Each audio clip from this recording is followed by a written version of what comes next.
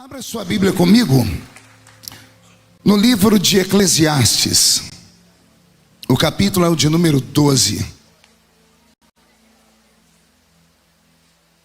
Deus está aqui. Livro de Eclesiastes, no capítulo de número 12.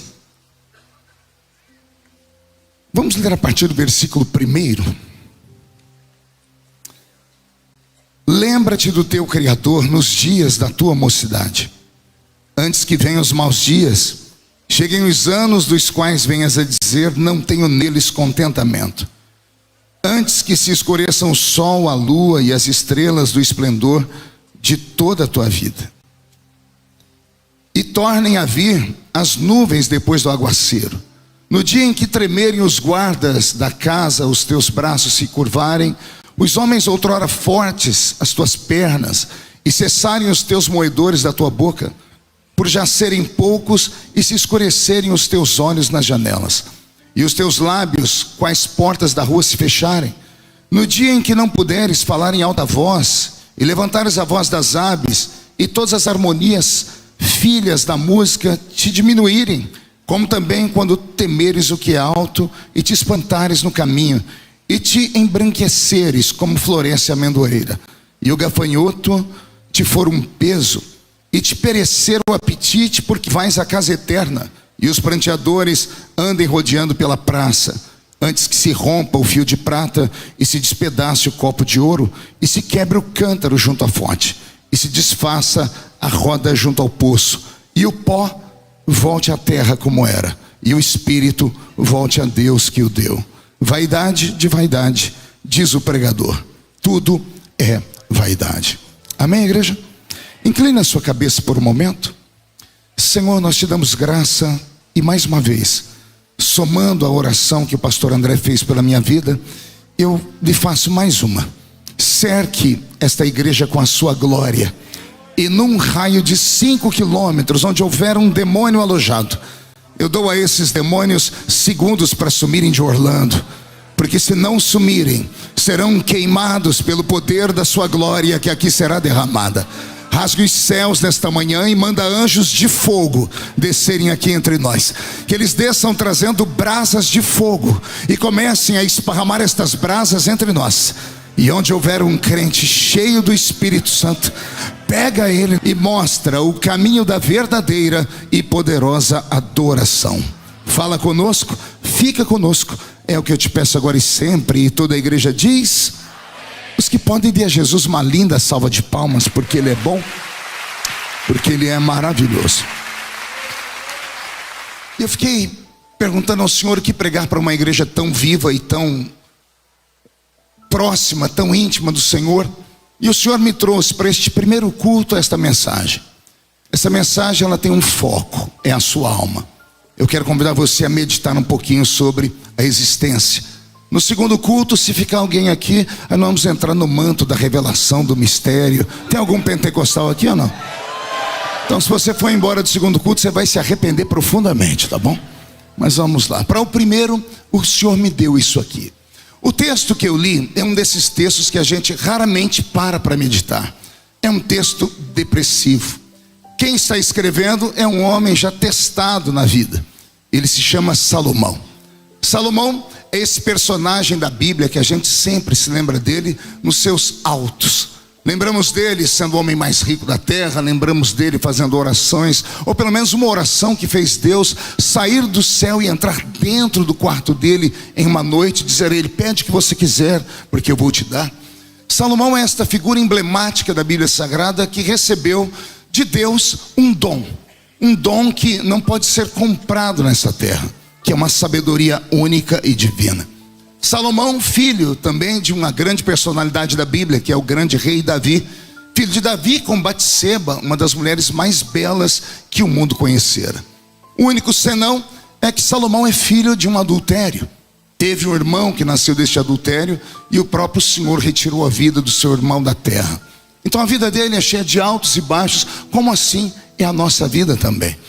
Interessante é que quando se começa a meditar sobre a vida de Salomão, quem ama a Bíblia Sagrada, André, quem gosta desse livro perfeito, vai começar a entrar em pane os neurônios que a gente tem. Eu sou um leitor contumaz, eu sou ávido por ler. Eu li uns 6.000 livros e a Bíblia toda de capa a capa umas 30 vezes. E tem coisas na Bíblia que ela mexe conosco, que uma delas é os 3 livros que Salomão escreveu. Porque geralmente um escritor, ele tem uma identidade, ele tem um carimbo. Quem leu Dan Brown, por exemplo, qualquer um dos livros de Dan Brown, você vai saber que é ele que está escrevendo sem ver a capa. E todos os grandes escritores têm isso, eles têm uma veia poética, eles têm uma impressão pessoal.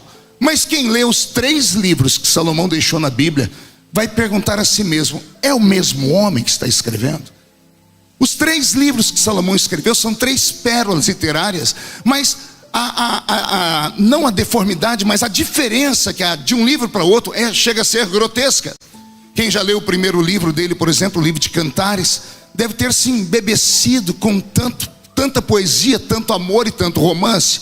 Quem sai do livro de Cantares e entra no livro de Provérbios, deve ter colocado um pé no freio dizendo: que homem chato. Porque Provérbios é um livro de conselho, e lá no Brasil se diz que se conselho fosse bom, ninguém dava, vendia. Aí quando você sai do livro de Provérbios e entra no livro de Eclesiastes, aí a gente fica down, porque é um livro completamente avesso a tudo aquilo que nós lemos na Bíblia.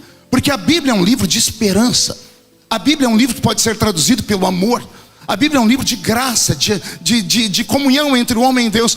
E o livro de Eclesiastes é um livro de um ser humano que parece que está deixando esta terra e não teve muitas coisas que deram a ele a aptidão de permanecer vivendo aqui. Quando eu meditei nesses 3 livros, eu confesso a vocês, a minha vida mudou, o meu pensamento mudou. E agora, no auge dos meus 51 anos, começo a compreender o que é que esse homem escreveu. A vida passa por fases. E o tema da mensagem desta manhã é: o relógio do tempo não para. Olhe para quem está do seu lado e diga: aperte o cinto, vamos decolar. E de dedo em riste diga: o relógio do tempo não para. Vem comigo. O primeiro livro que Salomão escreveu, o livro de Cantares, ele escreve nesta vibe em que ele é um jovem. Ele assumiu o trono de Israel ainda solteiro, entre 8 e 18 anos de idade. Não se sabe ao certo, Armando, a idade que Salomão tinha quando assumiu o trono de Israel. Assumindo um trono solteiro, ele também recebe um trono quebrado. O pai dele havia perdido o trono para o seu irmão Absalão, que deu um golpe de estado no pai. E para manter o seu pequenino reinado, Absalão teve que roubar tudo que Davi havia construído em 40 anos de reinado. E ele gastou tudo. Então, quando Absalão é deposto, é assassinado pelo primo de Davi, Joabe, Davi volta ao trono e ele agora recebe um reino quebrado. Quando Davi está para morrer, porque Davi termina os seus dias com uma depressão profunda, carregando sobre si a morte de 4 filhos, 3 filhos mortos fisicamente e uma filha morta moralmente. Lembrando que era a única filha. E quem conhece a Bíblia sabe que Davi teve 20 filhos, 19 meninos e uma única menina. Imagine o que era essa menina para ele. E ela foi estuprada pelo próprio irmão Aminon. E eu não tenho tempo aqui de contar toda a história, vocês são sábios e conhecem a Bíblia. Pois bem, depois que acontece isso com Davi, Davi vai para o seu trono e termina os seus dias adoecido. No restinho de fôlego que sobrou a ele, ele fez entrar dentro do seu quarto todos os seus filhos. E por último entrou a rapinha do tacho, o que havia sobrado, que era Salomão. E quando ele olha para os olhos de Salomão e para os olhos de Batseba, vem sobre Davi um peso em sua consciência. Lembrando de tudo que ele havia feito, como ele havia traído o Senhor, como ele havia matado o marido daquela mulher, enfim, uma história estranha na vida de um poderoso servo do Senhor. E então Davi aos prantos ora a Deus. E ele sabe que quando ele morrer, o seu último filho Salomão, ele vai ser morto por aquele que vai assumir o trono. Porque quem tem que assumir o trono é o filho primogênito, e Salomão é o último filho. E aquele que assumir o trono vai querer riscar das páginas da história do rei esse momento estranho em que Davi adulterou, mandou matar o marido da mulher e nasceu um filho de um adultério. Davi sabe disso, e por saber disso, cansado de ter sangue de inocentes em sua mão, ele faz uma oração e ele pede a Deus: Senhor, se tu ainda me amas, olhe para esse menino com um olhar diferente. E isso aqui é muito lindo, porque a Bíblia diz que o primeiro filho de Batseba Deus matou, o segundo Deus amou. Isso aqui mostra que Deus não trabalha com uma régua só. com cada um de nós Ele tem um jeitinho especial de trabalhar. Não tente impor sobre o outro aquilo que você vive. Cada um de nós é um mistério diante de Deus. Alguns são chatos, mas outros são uma espécie de xodozinhos de Deus. E eu acho que os xodós de Deus se amontoaram tudo aqui na Lagoinha nesta manhã, né? Pronto. É esse menino que vai ascender ao trono. Ascendeu ele ao trono, fez a oração, Deus visitou, deu a ele sabedoria. E a sabedoria fez com que ele então construísse o seu reinado. Salomão teve 700 mulheres e 300 concubinas. Nenhuma delas ele amou. Ele amou apenas uma. A única que ele amou, parece que era a única que ele não pôde ter. Para ela ele escreveu uma carta de amor, que é a carta de Cantares. A carta de Cantares é um livro apenas de amor. Houve um tempo em que esse livro esteve fora da nossa Bíblia. Lá nos primeiros concílios, esse livro foi arrancado, porque os homens, os nossos velhos pais achavam que era um livro extremamente pesado, uma linguagem erótica para aquele tempo. Mas no concílio de Trento, teve alguém que leu um versículo do livro de Cantares, entendeu a revelação e disse: não, esse livro é santo. Se não me falha a memória, foi o capítulo 6, versículo 10. Quando Salomão olha para cima e tem uma visão dizendo: quem é esta que aparece como a alva do dia, formosa como a lua, brilhante como o sol e formidável como um exército com bandeiras? Quem lê do primeiro capítulo ao capítulo 6 vai ver Salomão falando com Deus sobre o amor que ele encontrou. Parece que é uma espécie de amor impossível, porque ele está falando com o único que compreende o coração do homem quando ele faz umas coisas que os homens não compreendem. Ele está elogiando essa namorada, ele está elogiando essa sunamita. Ele fala da cor da pele dela, ele chama ela de Meilená, traduziram para a nossa língua portuguesa como morena queimada do sol, mas no original é negra como um carvão. Ele olha para essa mulher porque ele se apaixonou e começa a dizer: Senhor, ela é linda, os olhos dela são assim, o corpo dela é em forma de um violão, eu tenho vontade de beber vinho na taça do seu umbigo. Por isso os velhos irmãos achavam que era um livro erótico. Olha, eu falei taça de vinho, o irmão ali atrás fez o sinal da cruz, é mais ou menos assim. E isso porque eu ainda não citei o que Salomão falou para a sunamita: os teus seios são como cachos de uva. E eu não preciso falar para ninguém o que a gente faz com uva. E vamos acelerar aqui. Então imagine vocês, se a gente pudesse abrir o verbo como Salomão fazia, né? Então essa carta é uma carta de amor. Diga comigo, carta de amor. E nessa carta de amor ele está falando: Senhor, eu achei a mulher da minha vida. Ele elogiou tanto essa mulher que Deus falou: Senhor, Salomão, sim senhor, abaixa a bola. Por quê, Senhor? Porque tem uma mulher mais linda do que essa. E Salomão diz: não, eu conheço todos, eu tenho 700 mulheres, 300 concubinas, eu conheço as virgens de Israel, nenhuma é parecida com essa. Salomão, eu vou te mostrar a foto dela, mas preste atenção, porque é uma foto holográfica. Alguém lembra de holografia aqui? A holografia é aquela foto que você olha de um jeito e ela está assim, você vira, ela está de outro jeito. Deus faz explodir no céu, André, uma foto de uma mulher linda. Salomão olha e o homem que tem resposta para tudo cai o queixo e pergunta: quem é esta que aparece como a alva do dia?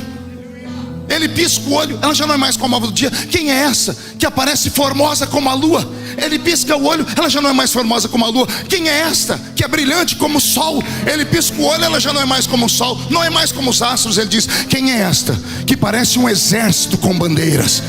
Se alguém entre nós for para o céu antes de mim, chegando no céu, se você encontrar lá um cidadão de barba branca, com cara de Albert Einstein, meio maluco, andando com a mão para trás, se aproxima que é Salomão, porque todo sábio é meio louco. Chega perto dele e diz assim: Salomão, eu venho lá de outro tempo, de outra era, e eu venho aqui para te dar uma resposta. O homem mais sábio do mundo morreu sem ter uma resposta. E ele vai te perguntar: qual pergunta que eu fiz que não teve resposta? E você vai dizer: aquela lá de Cantares. Quem é esta que aparece assim, assim, assim? Aí ele vai falar: e você sabe? Você vai dizer para ele: o meu Deus deixou no Novo Testamento uma palavra para nós, dizendo que ele esconde dos sábios, mas revela para os pequeninos.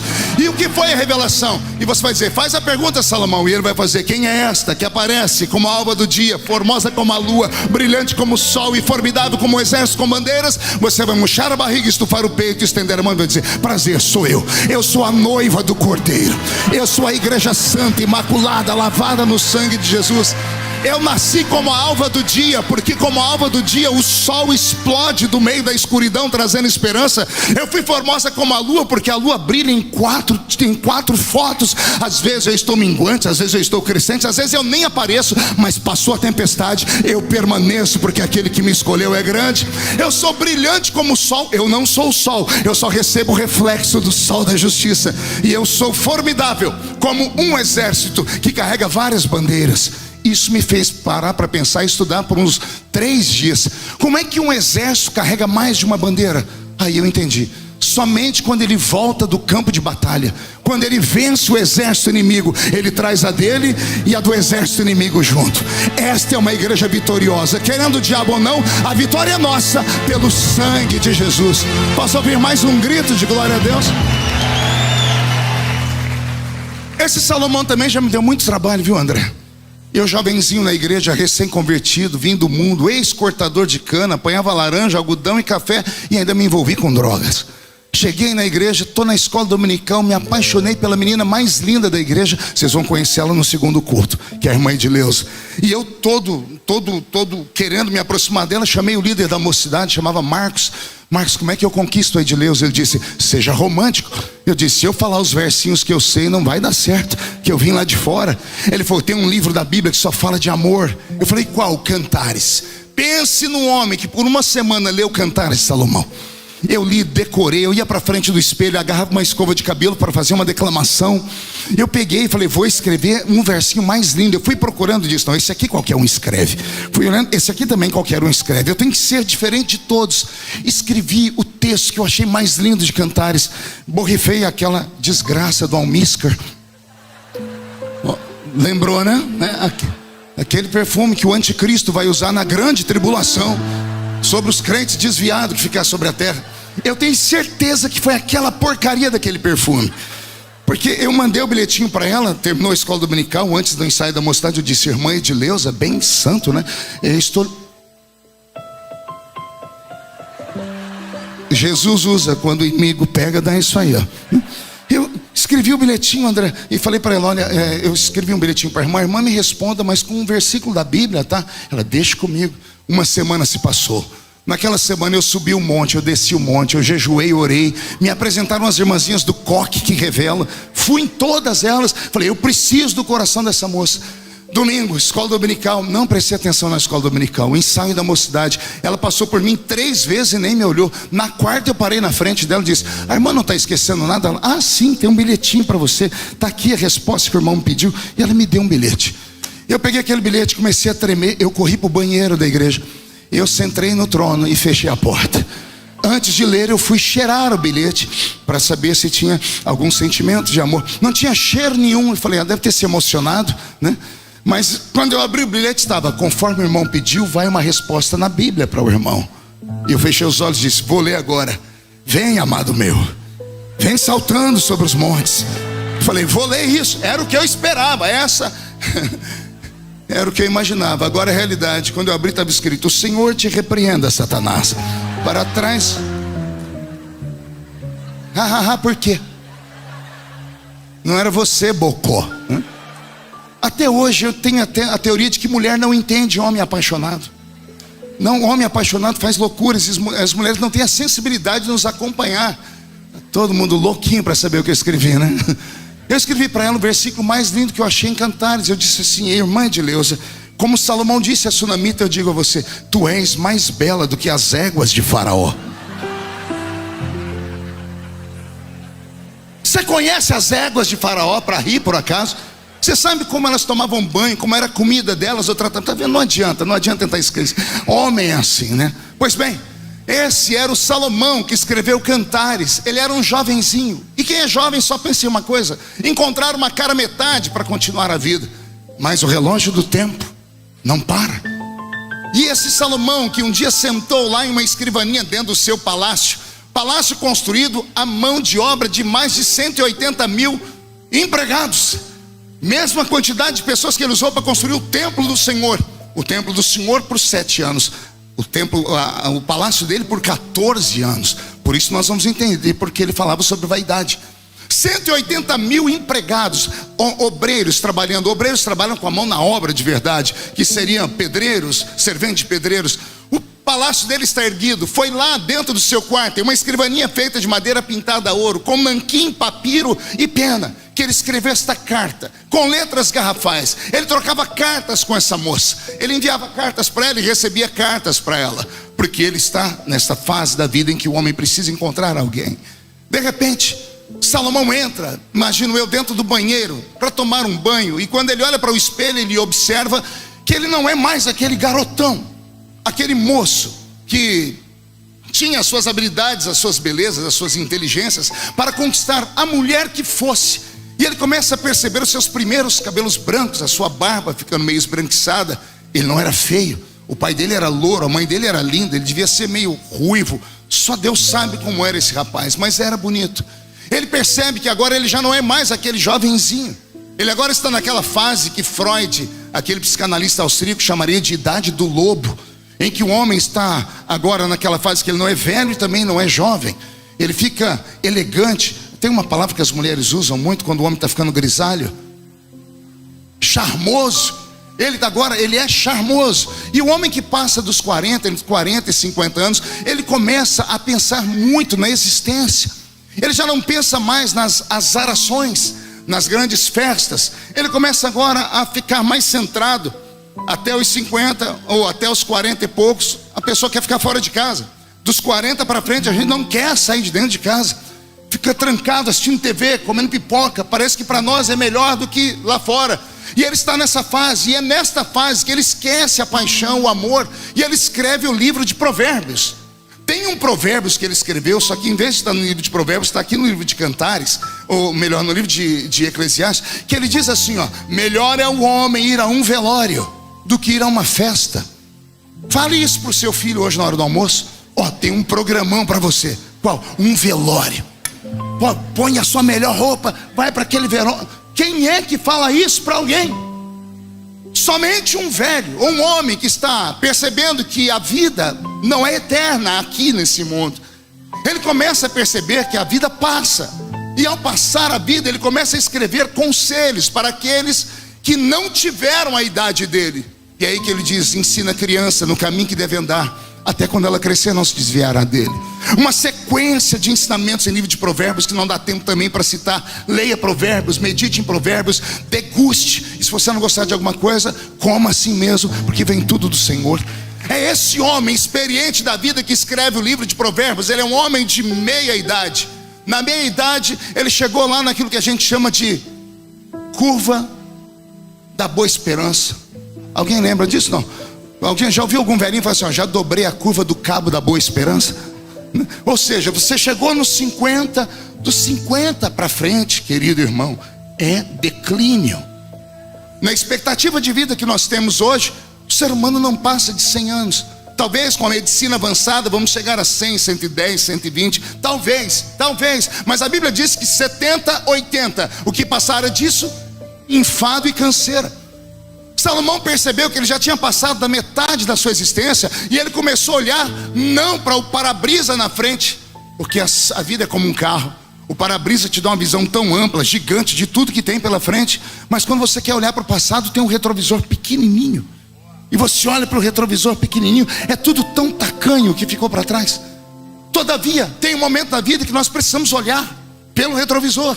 E Salomão olhou para o retrovisor, André. Ele começou a fazer uma análise da vida dele, dizendo assim: calma aí, o que eu vou deixar para os meus filhos? Que eu fui um namorador apenas? Que eu tive 700 mulheres, 300 concubinas? Que eu lutei pelo dinheiro? Que eu lutei pela riqueza? Que eu lutei pelo ouro? Que eu escrevi? Que eu encantei as pessoas com a minha sabedoria, com os meus talentos humanos? Não, tem que ter coisas mais profundas. E então ele escreve o livro de conselhos, que é o livro de Provérbios. E com esse livro ele marca um tempo, porque eram conselhos para os reis. Mas o relógio do tempo não para. Um belo dia ele levanta de manhã e ele vai para o mesmo banheiro, vai lá para o mesmo espelho, para depois voltar para a mesma escrivaninha, aquela que ele escreveu a carta para a Sunamita, aquela que ele escreveu o livro de Provérbios, mas não sem antes olhar para o espelho de verdade. Ele já notou desta manhã que ele acordou não mais como garotão vivo, não mais como homem de meia idade. Ele precisou do apoio, ou de uma bengala, ou de empregados. E ele entrou dentro do banheiro, sentou em sua banheira, e pessoas tiveram que banhá-lo. Não por vaidade, é porque agora ele já não dá conta mais de se banhar. Então ele vai para frente do espelho, e ao limpar o mormaço, ao olhar, ele não deve ter gostado do que viu. Imagina ele procurando no espelho aquele rapaz bonito, aquele conquistador inveterado, aquele escritor de poemas, e ele não achou. Então ele olhou procurando aquele homem de meia idade, o homem que ainda era aplaudido, o homem que ainda era convidado para as grandes festas, e ele também não encontrou. E o que ele viu foi um homem, ou o que restou de um homem, cabelos brancos, quase calvo, olhos turvos, pálpebra pesada, o rosto sendo atraído pela terra por causa da lei da gravidade. Seus dentes estão tortos, amarelados e faltando alguns. Ele olha para suas pernas, que outrora corriam, que outrora davam a ele habilidades, e agora ele só vê 2 caniços murchos. Ele olha para os seus braços, braços que abraçaram, braços que ergueram, braços que fizeram, e agora somente veias saltando pelas suas mãos. Ele olha para sua barriga, ela está flácida. Fecha os olhos e pergunta para si mesmo: quais amigos me restaram? E aí vem a memória dele: artrite, osteoporose, reumatismo, catarata, cegueira, flatulência, impotência e coisas mais.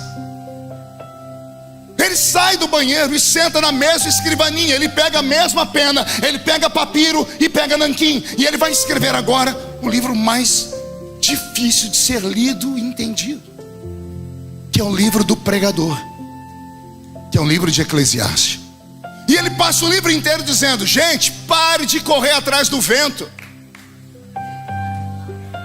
Pare de ficar correndo atrás do vento e acumulando coisas nessa vida, porque o que você está guardando para quem é no amanhã. Ele diz: só existe uma alegria na vida, é o homem poder comer, beber e desfrutar do trabalho que ele fez com as suas mãos. O restante é correr atrás do vento. Ele fala coisas que nós, quando lemos, não, eu sou jovem, eu não quero ler esse livro, eu quero conquistar, eu quero chegar, eu quero ir. E para que ir? Por que ir? Fico meditando no que Salomão está dizendo, e eu só pude entendê-lo não quando eu era jovem, não quando eu ainda era um garotão, mas agora, depois dos 50, onde eu me encontro como avô e a minha barba está branca, eu comecei a perceber que a vida só é eterna para o nosso espírito, e para o nosso espírito tudo é um mistério, que a única vida que conhecemos é esta aqui. E por isso o medo da gente desapegar desta vida e soltarmos ela para lá. Salomão começou a falar coisas que me dão náuseas. Ele começa a dizer: há um tempo para tudo na vida. Há um tempo de plantar, há um tempo de colher o que se plantou, há um tempo de você correr, mas há um tempo de parar. Aí ele fala assim: há um tempo de nascer, mas há um tempo de morrer. Com Salomão eu aprendo que maldito é o homem ou a mulher que se estriba em cima da sua beleza, que se estriba em cima da sua riqueza, que se estriba em cima da sua sabedoria. Nos meus 50 anos de idade eu vi pessoas pobres ficarem ricas, e eu vi ricos ficarem pobres. Eu vi pessoas feias ficarem bonitas, porque eu descobri que não tem gente feia, tem gente sem dinheiro. Com dinheiro qualquer um fica bonito. Se tiver dinheiro é só procurar o Dr. Igor lá de BH, que agora está em São Paulo. Ele faz de vez em quando ele acerta. O Igor acertou numas 4, ele errou na Gretchen, mas nas outras ele acertou. Mas faz parte, é o que ele fez. Pois bem, quem tem dinheiro pode ficar bonito, mas eu vi gente bela terminar a vida sem poder sair de casa. Eu vi há pouco tempo atrás agora um vídeo de uma modelo australiana brincando com o seu pitbull, xodozinho criado em casa, até que deu alguma coisa na cabeça do pitbull e ele arrancou o rosto dela com a mordida. E não há cirurgia plástica que resolva. Um homem que se estriba em cima da sua inteligência esqueceu que tem um Alzheimer pela frente à espera de qualquer um de nós. Aquele que se estriba somente nessa vida e vive somente para esta vida é miserável. Lá no Novo Testamento alguém já disse: o homem que espera em Cristo somente nesta vida é o mais miserável de todos. Se você veio aqui só por causa de cura, por causa de dinheiro, pode vir, pode buscar a cura, porque o nome dele é Jeová Rafá. Pode buscar dinheiro, porque ele também é o dono do ouro e é o dono da prata. Mas não seja essa a prioridade. Você deve lembrar que existe algo dentro de você que é eterno, que é mais forte, mais poderoso do que tudo. Existe algo que o dinheiro não pode ajudar, que é o seu espírito. Se eu perguntasse aqui como vai você ia olhar para o irmão do seu lado e dizer: meu irmão está bem, olha como ele está bonito. Dá uma olhadinha para quem está do seu lado. Repare ele, da ponta dos pés ao alto da cabeça. Olha que coisa fofa, em forma de um botijão de gás, de uma tábua de passar roupa, de um corpinho assim ou assado. Viu que corpinho lindo? Tudo isso aí você é capaz de recitar para o seu irmão de cor o que ele está comendo. O homem moderno conhece todo tipo de dieta.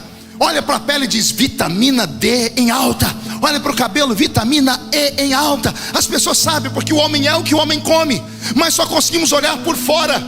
Agora me diga como você está por dentro. Como assim, pastor? Porque eu estou pregando aqui já tem 30 minutos e eu estou vendo um monte de gente que falou para mim que é pentecostal e até agora não abriu a boca nem para dar um glória a Deus. Estou vendo um monte de gente me olhando com uma cara feia, parecendo que foi batizado num pote de vinagre. E outros estão com o olho seco, parecendo olho de sapo que morreu no dia de enchente. E alguns que se dizem pentecostais estão me olhando com essa boca travada, essa boca de aço, essa língua de ferro e esse queixo de concreto. Ah, pastor, é porque o senhor não falou o que eu quero ouvir. Eu sou um profeta. Profeta não fala o que você quer ouvir, ele fala o que você precisa e você vai ouvir. O relógio do tempo não para.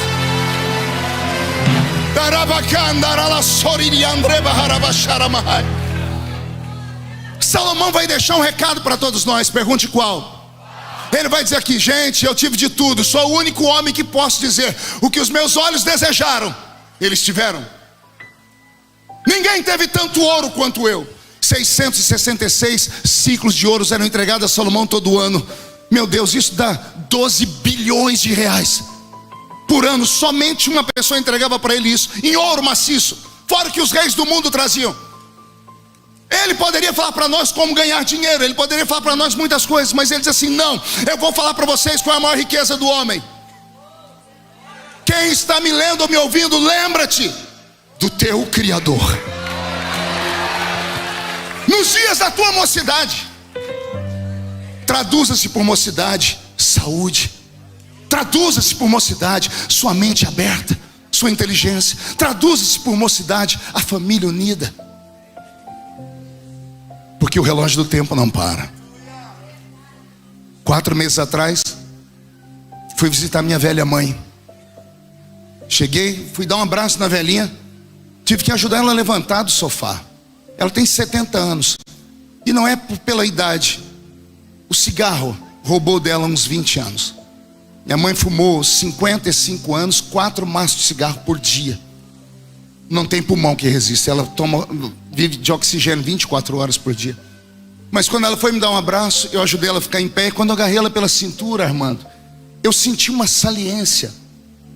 E eu brinquei com ela. Falei: ai, dona Lúcia, o que é isso aqui? Ela disse: ô, meu filho, eu estou usando fralda.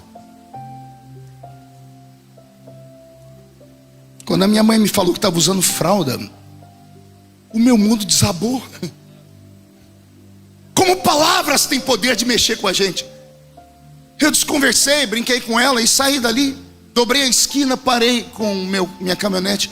Eu chorei porque veio a minha memória, não aquela mulher ali, veio aquela que me colocava no braço e caminhava comigo 4 quilômetros para me levar na creche.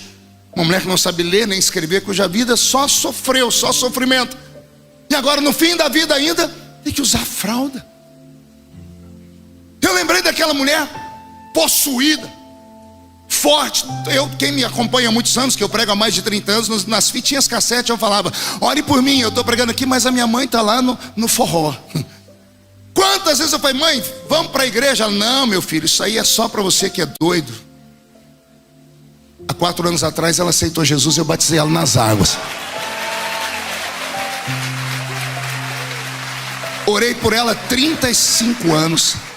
Não desista da sua família, não. 35 anos. E agora ela fala para mim: meu filho, eu queria tanto ir na igreja, mas ela dá 5 passos e a saturação do oxigênio no sangue dela vai para 44. O médico disse: com 50, 60 a gente entubava na pandemia. Sua mãe está viva por um milagre. Eu olhei para aquela velha e falei: quanto tempo ela teve, as oportunidades que ela teve, em nenhuma delas ela quis. E agora que ela conheceu Deus, ela quer ir para a igreja e não pode, nem colocando em uma cadeira de roda. Ela, para se levantar, ela quase morre. Ei, o relógio do tempo não para. Existem coisas que você precisa fazer hoje ainda. Uma delas é perdoar. Perdoar quem está vivo, porque os que morreram não podem mais ouvir a sua voz. O relógio do tempo não para. Sou filho de uma mãe solteira e vou encerrando por aqui. Minha mãe foi amante de um homem por 30 anos. Ela era outra da história. Um mês antes do meu pai morrer, eu conheci a minha família, a família dele. Eu tenho irmãos mais velhos do que minha mãe. Consegue fazer o cálculo aí? Eu tenho irmãos mais velhos do que minha mãe. E foi um deles que foi bater a porta da minha casa para me procurar, dizendo que o meu pai queria falar comigo. Não havia celular na época. E eu perguntei onde ele estava. Disseram: ele está no hospital. E eu fui até o hospital. A gente não tinha comunhão, não tínhamos intimidade. E eu entrei dentro do quarto e lá estava aquele homem deitado na cama. Ele me viu, ele sentou, estava com a barriga aberta daqui até aqui, tomando soro, olhos azuis profundos, era um português. E ele falou para mim: eu te chamei aqui porque eu não consigo mais cuidar da sua mãe, porque agora eu estou impossibilitado de trabalhar. Ele pagava o aluguel da minha mãe ainda. Eu disse para ele: a minha mãe tem filhos, o senhor pode deixar aqui, eu vou cuidar da minha mãe. Mais alguma coisa? Ele: não é só isso. Eu disse: então, boa sorte para o senhor. Não havia empatia, não havia intimidade, havia só desprezo. Eu saí de perto dele, coloquei a mão na maçaneta da porta do quarto para abrir, para sair. Aquele velho falou uma palavra, como eu amaldiçoei ele. Ele não podia ter me falado aquilo.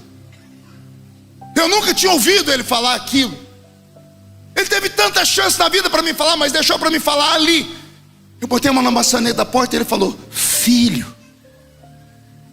Ele nunca tinha me chamado de filho. Filho. Na segunda vez eu travei. Lembra que eu disse que palavras têm poder? Eu não sabia que palavras paralisavam pessoas. Quando ele me chamou de filho pela segunda vez, eu travei, eu não sabia o que fazer, eu comecei a chorar. Eu olhei para trás, ele também estava chorando. E ele me chamou para perto dele. Eu fui chegando devagarinho, devagarzinho. Ele ficou em pé com dificuldade e me abraçou. É o único abraço que eu lembro daquele velho. Eu amaldiçoei no início, mas se eu pudesse voltar agora, eu queria ficar abraçado com ele por pelo menos uns 3 dias sem parar. Eu não sabia que abraço de pai era tão importante. Eu não sabia que abraço de um genitor fizesse tanta diferença na vida da gente. Eu abracei ele e se tivesse terminado no abraço, amém, mas não, ele veio no meu ouvido e disse: eu te acompanho de longe. Eu tenho visto o que você tem se transformado. Você vai ser um grande homem ainda.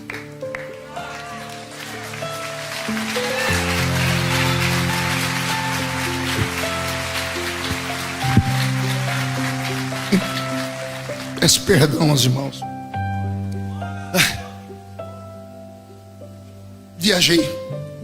30 dias depois, esses mesmos irmãos me encontraram. Não sei de que jeito, eu estava pregando em Registro, André, lá no interior de São Paulo. E um pastor da casa pastoral tinha telefone. Alguém me encontrou e disse: olha, tem um irmão seu aí na linha. Eu falei: irmão? Aí eu lembrei que eu conheci um, era o Adilson. Ele falou: Marco, você precisa voltar para casa. Eu falei: por quê? O pai entrou em coma, tem 4 dias. Nós estamos há 4 dias te procurando. Eu falei: por quê? Porque ele entrou em coma gritando o seu nome.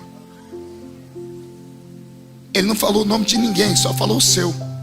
Cadê o Marco? Cadê o Marco? E entrou em coma. Eu dei um jeito, voltei para casa. Cheguei de madrugada na cidadezinha onde eu moro. Eu moro em Orlândia. Vocês moram em Orlando. Aí eu tô lá na rodoviária, minha esposa me pegou, me levou no hospital. Eu entrei dentro da sala onde meu pai estava deitado.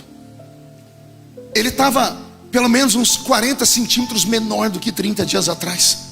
O corpo dele definhou, pele e osso, aqueles olhos abertos assim, indo de um lado para o outro.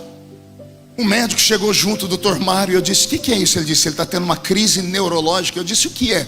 Ele falou: ele está morrendo. Ele olhou e disse: pela carranca dele não quer ir. Ele estava com uma cara de monstro. A doença faz isso, mas tinha algo a mais. Eu falei: doutor, ele escuta? Ele disse: escutar ele escuta, mas ele não esboça reação nenhuma, ele está em coma. Aí saiu todo mundo, eu sentei perto dele, fiquei olhando para aquele homem. Aí eu chorei com gosto. Tentei lembrar, buscar flechas de memórias. Um pouquinho que vinha eu chorava. E eu olhei para ele e falei: por que nós não nos conhecemos antes? Por que a gente não teve oportunidade antes? Daqui a pouco eu senti a morte chegar dentro do quarto. Nós que somos espirituais temos percepção. O ambiente parece que foi ficando escuro. Eu fui ficando sem fôlego. Eu fechei o olho e disse: Senhor, o que é? O Senhor disse: a morte chegou. Eu disse: o que eu faço? O Senhor disse: salva ele. Falei: como? Crê no Senhor Jesus e será salvo tu e tua casa. Eu disse: mas o que eu faço? O Senhor disse: prega para ele. O médico falou que ele escuta, vai e fala, a fé vem pelo ouvir. Eu fui na orelha dele, puxei a minha cadeira, eu preguei de Gênesis a Apocalipse. Voltei do Apocalipse para o Gênesis, para não ter erro, preguei de novo e voltei. Foi mais de 40 minutos pregando para ele. Eu falei: Senhor, e agora? Deu certo? Não deu? Porque ele não esboçava a reação. Eu falei: Senhor, me dá um sinal para eu não viver com essa angústia. Deu certo? Não deu? Quando eu olhei para baixo, ele com o olho aberto, escorreu uma lágrima no canto do olho dele. Quando a lágrima escorreu, Jesus falou: já é meu. Vai chegar aqui cheirando fumaça, mas é meu. Há uma promessa sobre as famílias. Não desista da sua casa, não desista dos seus filhos, nem dos seus pais. Há uma promessa.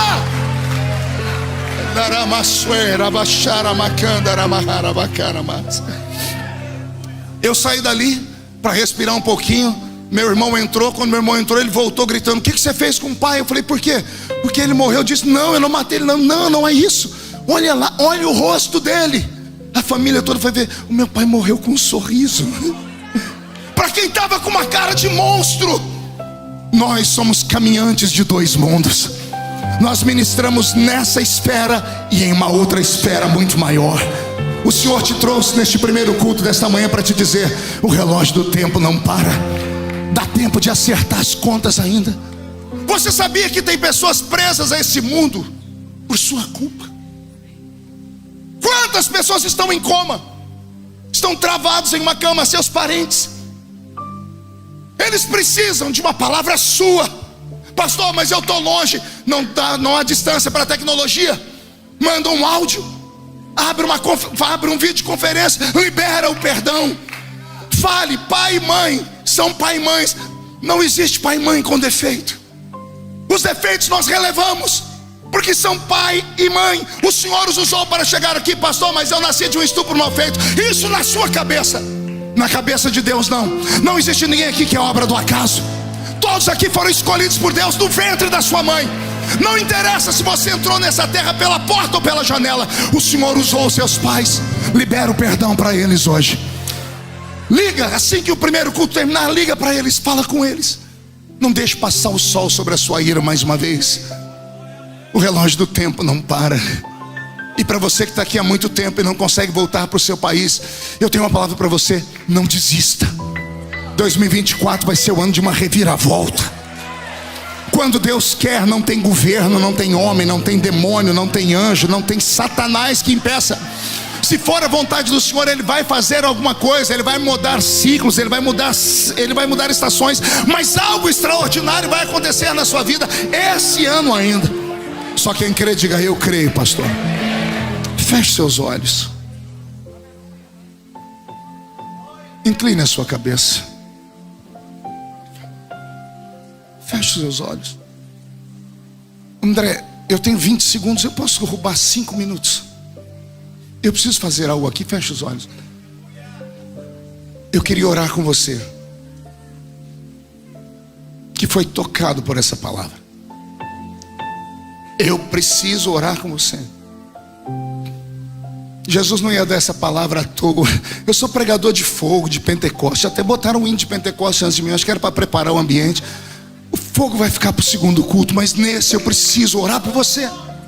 Eu quero orar com quem não está aguentando mais aqui nesse país. Eu quero orar para quem já não aguenta mais a solidão, a tristeza, a distância da família. Eu quero orar por quem está envelhecendo e não conseguiu encontrar ainda o caminho. Eu quero orar por pessoas que estão aqui e precisam de algo extraordinário esse ano. Eu preciso orar com quem precisa perdoar. Eu preciso orar com quem não consegue perdoar. Com quem tem coragem de falar: pastor, me ajuda. Me ajuda porque eu quero, mas eu não consigo, porque é muita pancada. A vida só roubou pedaços de mim. Todas as pessoas que cruzaram a minha vida roubaram um pedaço da minha existência. Como está todo mundo de cabeça baixa, ninguém vai ver você. Você consegue vir aqui na frente para eu orar por você? Mas vem rápido. Isso. Vem chorando mesmo. Isso. O relógio do tempo não para, mas ainda não acabou.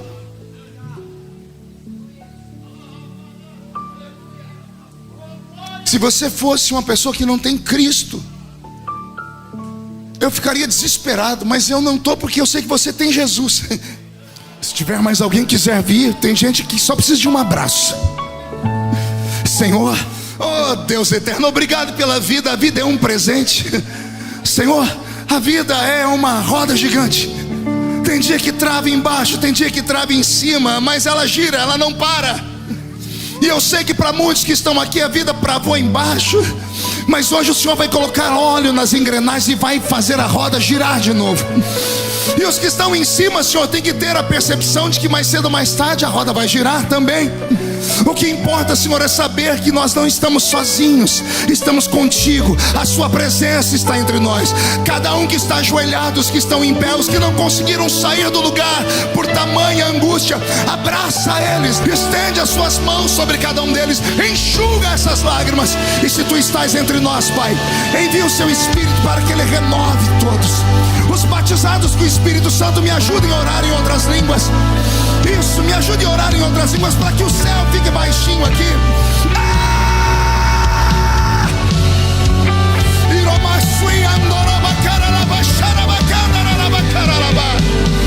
Renova, renova, dá força, dá ânimo, ajuda, ajuda, ajuda, ajuda.